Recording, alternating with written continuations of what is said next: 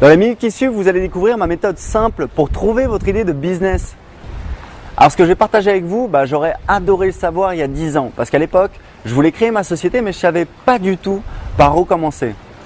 En 2007, j'ai créé ma première entreprise en Australie. En 2010, à mon retour en France, j'ai décidé de me lancer à temps plein sur Internet et j'ai créé une société qui emploie maintenant 2 personnes. Alors le problème quand on cherche une idée de business, c'est qu'on a tendance à chercher un petit peu l'idée révolutionnaire. On a tendance à chercher un nouveau marché, un marché totalement vierge où il n'y a pas de concurrent. Le problème, c'est que bien souvent, quand il n'y a pas de concurrent, en fait, c'est qu'il n'y a pas de marché. Alors je vous ai dit que j'ai créé ma première entreprise en Australie en 2007 et ma deuxième sur Internet à mon retour en France en 2010. En fait, dans tous les cas, j'ai rien inventé. J'ai juste repris des idées de business qui existaient et j'ai essayé de faire aussi bien. En Australie, par exemple, c'était une activité de vente directe en porte-à-porte. J'ai fait ce petit boulot comme vendeur, j'ai vu que ça marchait bien et j'ai créé ma propre activité. Quand je suis rentré en France, c'est un peu différent. J'ai rencontré des blogueurs qui gagnaient entre 500 et 1000 euros par mois avec leur blog. Du coup, je me suis donné 1 an pour essayer de faire aussi bien avec mon blog et gagner 1000 euros par mois pour me permettre de voyager. Donc vous voyez, il n'y avait pas d'idée de génie. J'ai juste pris des idées concrètes de business et j'ai essayé de faire aussi bien. Un autre exemple, il y a quelques mois, j'étais à Paris et j'ai vu un nouveau concept, c'est un bubble tea bar. En fait, c'est des thés avec des petites boules gluantes, ça vient d'Asie.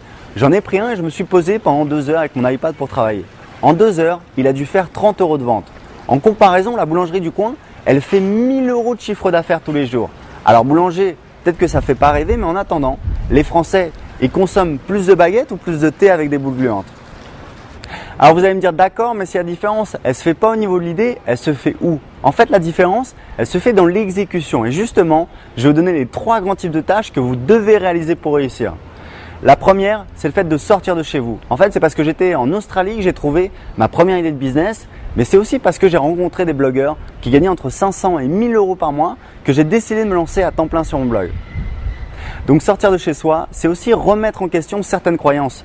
Par exemple, moi je fais la publicité sur Facebook et j'ai plein de gens qui découvrent ce que je fais et qui me disent voilà, c'est des arnaques, qu'est-ce que c'est, gagner de l'argent sur Internet, c'est pas possible, etc. Donc je veux bien comprendre qu'on soit sceptique, si on me connaît pas, si j'annonce que j'ai gagné tant sur mon blog, ils sont pas obligés de me croire. Maintenant, si je fais une interview filmée avec un de mes clients où on montre combien il a gagné, je veux dire pour que ce soit faux, il faudrait c'est pas Hollywood, on n'est pas là en train de faire une pièce de théâtre. Donc ce que je veux dire, c'est que si vous êtes sceptique, je peux le comprendre, il n'y a pas de souci, mais sortez de chez vous, allez rencontrer des gens, contactez des blogueurs dont j'ai fait l'interview, dont j'ai fait les études de cas, allez à des séminaires, mais ne restez pas sur vos croyances parce que vous devez remettre en question vos croyances si vous voulez découvrir de nouvelles choses, avancer et découvrir de nouvelles opportunités. C'est ça le plus important. Ce qui nous amène à la deuxième action à réaliser très importante, c'est le fait de développer votre réseau. Vous devez avoir autour de vous des entrepreneurs, des gens qui sont capables de vous épauler, de répondre à vos questions. Si vous êtes en difficulté, et croyez-moi, quand vous êtes entrepreneur, vous avez plein de situations nouvelles, vous avez plein de questions que vous posez, plein de choix à faire et c'est très important d'avoir autour de vous des gens idéalement qui sont passés par là où vous voulez passer. Ne demandez pas son avis à une fille dans une soirée ou à un inconnu parce que la personne n'est pas forcément qualifiée. Vous voulez des gens qui sont passés par là où vous êtes passé et même au-delà de tout le côté expertise, c'est le fait d'avoir des gens, d'avoir une relation de camaraderie avec des gens pour se sentir épaulé et avancer tous ensemble. Donc ça, c'est la deuxième action, c'est le fait de se constituer un réseau. Et souvenez-vous, moi, les blogueurs que j'ai rencontrés, ils m'ont aidé, ils m'ont donné des conseils, ils m'ont épaulé, ils m'ont aidé à démarrer mon blog. La troisième action que vous devez réaliser, c'est développer vos compétences. Ça veut dire, si vous êtes un expert dans quelque chose, si vous vendez votre expertise, vous devez développer vos compétences pour vous vendre plus cher, pour être plus compétent. Vous devez également développer vos compétences en marketing parce que, si vous n'arrivez pas à vendre vos produits ou vos services, vous rentrez pas d'argent, vous pouvez pas vous payer, vous pouvez pas payer d'employés, vous pouvez pas financer de nouveaux projets et donc il n'y a pas de société. Et un dernier exemple qui va beaucoup vous plaire, justement pour vous montrer que c'est l'exécution qui est importante. Moi, il y a un exemple que j'adore. Par-dessus tout, c'est l'exemple de Michel et Augustin. Vous savez, c'est l'entreprise qui vend des petits sablés, des petits gâteaux, etc. Ils ont créé leur société il y a 10 ans et aujourd'hui, je crois qu'ils font près de 20 millions d'euros de chiffre d'affaires. Et qu'est-ce qu'ils vendent? Des petits gâteaux, des sablés, des trucs qui existaient déjà il y a 50 ans. Alors pourquoi eux, ils ont débarqué il y a 10 ans et ils ont réussi à créer leur boîte? Parce que justement, La différence, elle se fait pas forcément dans le produit, elle se fait dans le marketing, dans le positionnement.